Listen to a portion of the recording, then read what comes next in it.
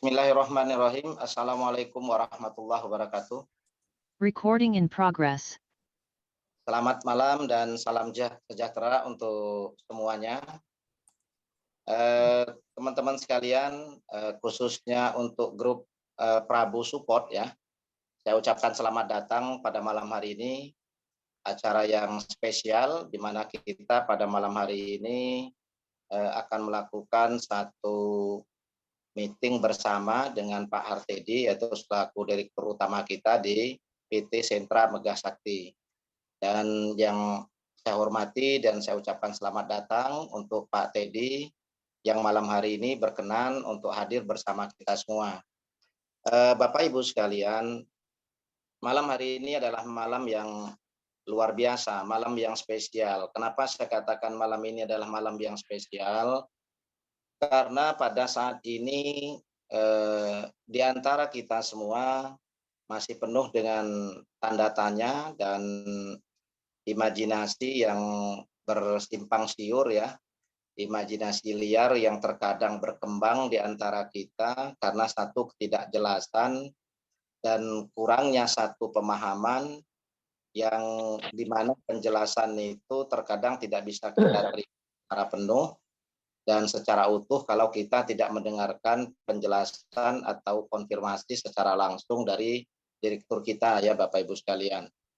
Jadi saya sangat bangga dengan Bapak Ibu sekalian karena malam hari ini masih semangat, di mana semangat itu adalah modal utama kita dalam rangka melakukan satu proses produktif dan dalam rangka melakukan satu pembenahan yang positif dan lebih baik.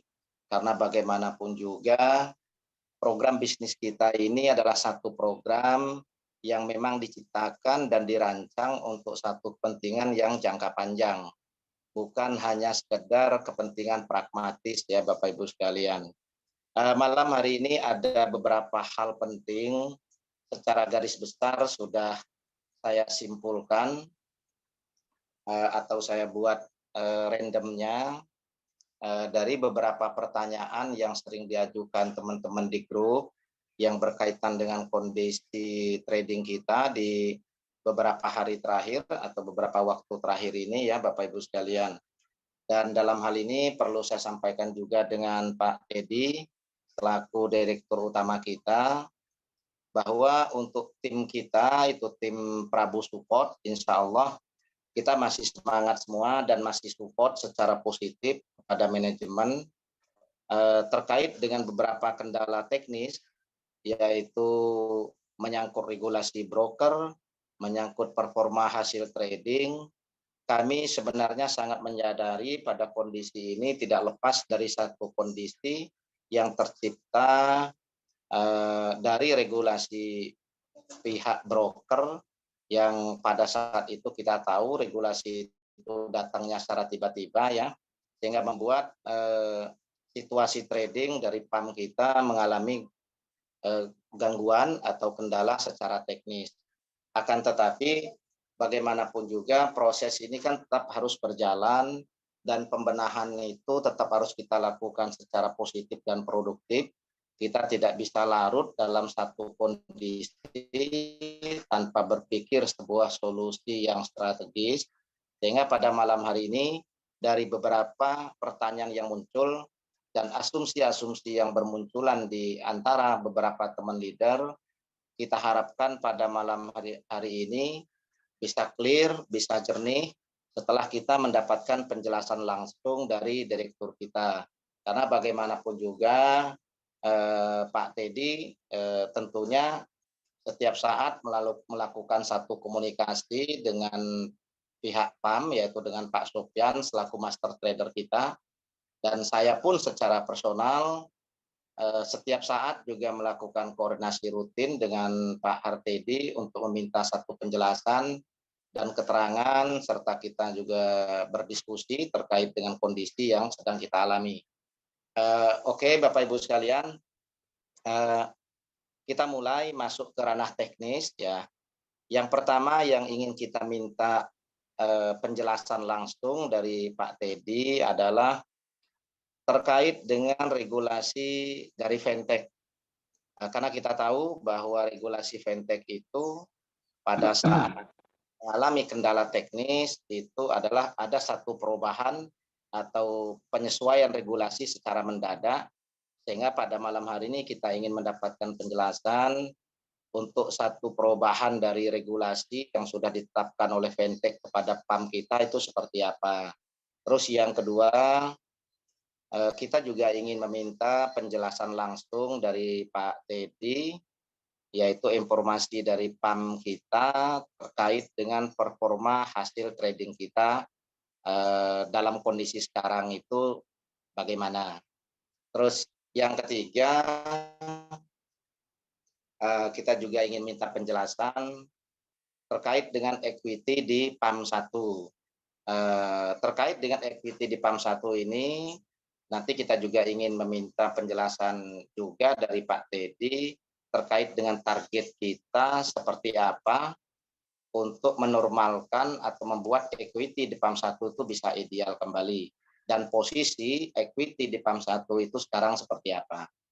Terus yang keempat adalah terkait dengan penambahan broker Tiger Wave. Nah, ini kita juga perlu nanti disampaikan oleh Pak Teddy, penambahan broker Tiger Wave ini untuk ke depan, itu apakah menjadi pilihan ataukah hanya sekedar Tiger Wave ini sebagai wadah untuk memindahkan member luar negeri yang sekarang sedang dalam proses. Terus yang kelima, kita juga ingin mendapatkan penjelasan terkait dengan regulasi dan plan baru yang akan diberlakukan terkait dengan yang pernah kita sharekan di grup pada saat itu, yaitu 1 minggu yang lalu. Dan yang terakhir adalah dari rangkaian atau urutan 5 hal taktis yang ingin kita mintakan penjelasan kepada Pak Teddy, kuncinya adalah pada yang keenam ini, di mana kita yang keenam ingin mendengarkan juga pemaparan dan hasil koordinasi Pak Teddy dengan Pak Sofian selaku PAM Manager, itu target dari PAM setelah kondisi equity itu nanti bisa ideal.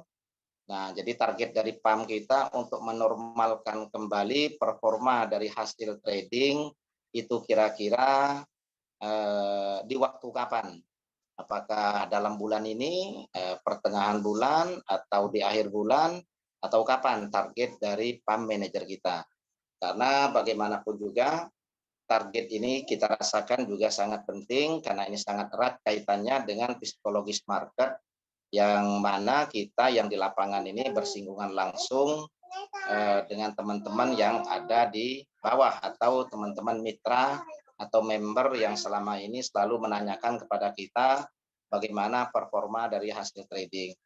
Jadi mohon maaf Pak Teddy, saya kira ada 6 hal itu secara garis besar yang ingin kita minta penjelasan langsung dari Pak Teddy selaku Direktur Utama kita di PT Sentra Megah Indotech atau program EA50. Jadi untuk itu waktu kami persilahkan kepada Pak Teddy, dan yang pertama adalah terkait dengan regulasi fintech ya. Kalau Pak Teddy nanti nggak nyatet, nanti satu persatu nanti akan saya ulangi setelah Pak Teddy menjelaskan. Terima kasih Pak, kami persilahkan Pak ya. Ya, terima kasih Pak Syihab. Assalamualaikum warahmatullahi wabarakatuh. Waalaikumsalam warahmatullahi wabarakatuh. Ya, selamat malam teman-teman semua. Alhamdulillah malam ini kita bisa kumpul bersama membicarakan mengenai program kita, bagaimana ke depan dan apa yang kita jalankan, ya kan? Sebelum saya menjelaskan apa yang disampaikan oleh Pak Syihab tadi, ya, saya akan mereview kembali bagaimana perjalanan kita pada saat memulai dan pada saat kita mengalami kendala. Dulu kita tidak pernah didapat informasi dari pihak broker bahwa katakanlah PAM ini ada batasnya hanya sampai equity sekian, kalau lebih dari itu maka leverage-nya akan turun, dan itu kita nggak dapat informasi. Jadi kalau seandainya dulu Bapak-bapak atau teman-teman bisa melihat hasil tradingnya Pak Sofyan, itu beliau hanya trading di satu PAM saja dan sangat enjoy, gitu ya. Sehingga hasil yang kita lihat ya sangat luar biasa sekali, ya kan. Nah, setelah menjelang equity 20 juta, saat itulah broker menganjurkan buka PAM yang kedua. Ya. Nah, setelah itu buka PAM kedua, sampai di sana tidak ada masalah apa-apa. PAM kedua itu dibuka kurang lebih hari Senin, ya. Dan tetapi saat itu belum bisa ditradingkan karena harus di setup dulu malamnya. Baru bisa ditradingkan besoknya. Nah, di pemikiran Pak Sofyan, karena kemarin belum sempat ditradingkan hari ini, mungkin di pemikirannya, oh ya, profitnya untuk kemarin satu, untuk hari satu, untuk hari ini satu, gitu ya. Kurang lebih hasilnya hari Selasa itu adalah 2 kali lipatnya dari profit PAM 1. Sehingga pemikiran daripada member, wah ternyata PAM 1 hasilnya lebih besar. Ya. Akhirnya apa? Akhirnya sebagian dari member-member itu pindah ke PAM 2. Nah, untuk pindah itu kan butuh approve dari admin.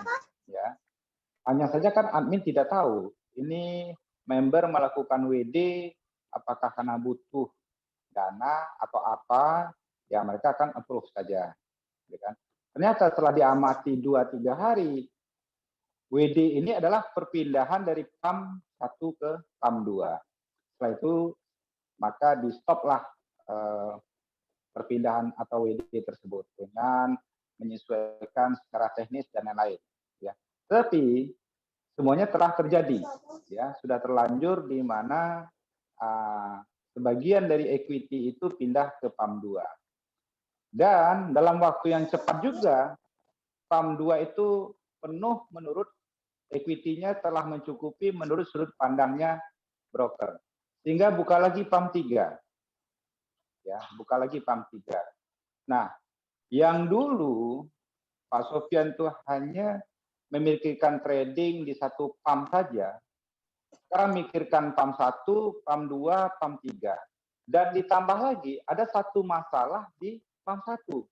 Apa masalahnya? Pada saat equity 20 juta tentu saja ya posisi diambil itu berdasarkan equity yang ada. Kalau sebagian equity-nya pindah, katakanlah sekitar 4 juta dolar atau 6 juta dolar, maka itu sangat mengganggu hasil trading.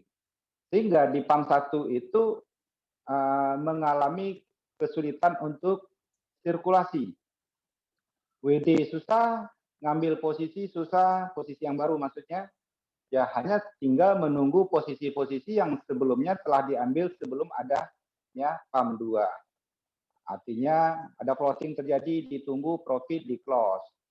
Ada posisi yang telah diambil sebelum ada PAM 2, profit di close. Mungkin sulit sekali mengambil posisi-posisi baru. Kalaupun bisa mengambil posisi baru itu secara persentase, secara equity-nya itu sangat kecil sekali. Sehingga di PAM 1 ini ruang geraknya sangat terbatas sekali. Nah, sebetulnya di PAM 2 dan PAM 3 ruang geraknya masih leluasa. Hanya saja kalau hasil tradingnya itu PAM 1 lebih kecil, PAM 2 dan 3 lebih besar, nanti bikin member menjadi ribut. Itu juga yang kita khawatirkan, ya kan? Sehingga semenjak adanya PAM 2 itu, kita selalu meminta kepada broker pihak Vantage, tolong dibuka kembali pintu deposit untuk ke PAM 1. Tapi saat itu Vantage tidak menyetujui. Karena kenapa? dengan kondisi apa yang ada, Ventes juga mengalami masalah. Apa masalahnya Ventes? Ventes mengalami masalah mungkin overload untuk traffic, di mana jumlah member yang melakukan atau melihat atau membuka PAM itu untuk ukuran Ventes itu sangat besar, ya. Sehingga beberapa kali Ventes mengalami overload. Overloadnya Ventes itu juga membuat kerugian bagi mereka. Ini yang disampaikan oleh Pak Hendri selaku kepala perwakilan Ventes di Indonesia, ya. Kalau seandainya kemarin pada saat terjadi error itu bisa saja terjadi beberapa kali di mana member melakukan WD, padahal admin kita hanya nge-approve sekali. Tetapi yang masuk ke Ventes itu bisa 2 atau 3 kali.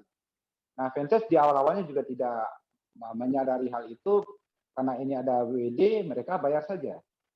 Nah, jadi ada beberapa dilema, beberapa kendala, beberapa masalah, baik di posisi kita sebagai yang saya maksud ada posisi trader, begitu juga di posisinya broker. Sehingga pada saat kita berkali-kali meminta kepada Ventes untuk membuka kembali keran untuk kita bisa deposit ke sana, supaya sirkulasi berjalan dengan baik, trading lebih baik, terus WD juga berjalan dengan lancar, Ventes dengan kukuh tidak bisa membukakan itu. Nah, kurang lebih hari Minggu yang lalu, sekarang hari Jumat, ya, saya sempat berkomunikasi langsung dengan Pak Hendri. Saya bilang ya, kondisi PAM 1 kita saat ini adalah kondisi di mana perlu penyelamatan lah istilahnya, ya, karena ruang geraknya sudah sangat sempit. Saya sampaikan bahwa kalau seandainya Pak Hendri tidak bisa bantu, maka saya akan cari broker yang lain yang bisa menyelamatkan ini. Itu hari Minggu seingat saya, ya, hari Minggu malam. Nah, jawaban dari beliau Senin akan diusahakan. Nah, beruntung 2 hari yang lalu itu pada akhirnya Ventes bersedia, ya, membuka kembali deposit ke PAM 1. Hanya saja mereka memberikan catatan. Pertama adalah equity-nya tidak lebih dari 20 juta. Itu yang pertama. Yang kedua, jumlah member yang ada di PAM 1 tidak lebih dari 8.000. Nah, pada saat itu, malam itu juga kita langsung cek ke IT, berapa sih jumlah member kita yang ada di PAM 1. Jawaban dari IT adalah 4.900. Oke, berarti kita masih punya peluang atau sisa untuk bisa melanjutkan deposit ke PAM 1. Itu baru ada komunikasi atau disampaikan oleh Ventes itu baru kemarin malam, ya. Nah, kemarin dan hari ini itu PAM 1 sudah mulai penambahan deposit baru, ya. Nah, itu gambaran yang terjadi mulai dari di mana kita ada kendalanya dan bagaimana perjalanan dari kendala itu. Hal ini baru pertama kita alami, sehingga dengan perjalanan ini kita baru menyadari banyak hal-hal yang kita dapat pembelajaran, ya. Salah satu pembelajarannya adalah, oh ternyata satu lisensi ini harus idealnya ada pembatasan deposit, terus ada juga pembatasan WD, sehingga pada saat kondisi yang katakanlah tidak begitu bagus, tidak membuka kesempatan atau peluang kepada investor-investor besar untuk melakukan WD dengan jumlah yang nominal dengan yang cukup besar, sehingga makin membuat situasi tidak membaik, ya. Pelajaran-pelajaran inilah yang akhirnya kita jadikan perbaikan untuk kedepannya, sehingga kita akan membuat penyesuaian untuk paket lisensi, baik itu maksimal deposit maupun maksimal WD-nya. Nah, kondisi saat ini, saya tadi siang ada berkomunikasi dengan Pak Sofian. Saya tanyakan, Pak, gimana informasi mengenai perpindahan PAM 3 ke PAM satu, gitu ya. Nah, jawaban dari beliau tadi siang adalah sepertinya nggak perlu bos, ini equity udah mulai membaik. Nah gitu. Jadi equity-nya sudah mulai membaik, ini membaik dari sudut pandang trader ya, seperti itu. Sehingga sepertinya tidak diperlukan. Itu yang pertama. Yang kedua, bagaimana pembicaraan kita dengan Tiger Woods? Ya, yang tadinya itu ada salah satunya melibatkan pembicaraan mengenai PAM 1. Setelah Fentes bersedia membuka kesempatan untuk deposit kembali ke PAM 1, ya pembicaraan mengenai itu berarti tidak diperlukan lagi. Kenapa? Sebetulnya jauh lebih baik kita tetap di PAM 1 bersama Fentes dibanding kita pindah ke broker yang lain yang dimana secara teknis mungkin bisa dengan maksud saya tidak terlalu sulit karena memang ada regulasi yang mengatur perpindahan nasabah atau saldo atau equity dari antar broker, itu ada regulasi yang mengatur.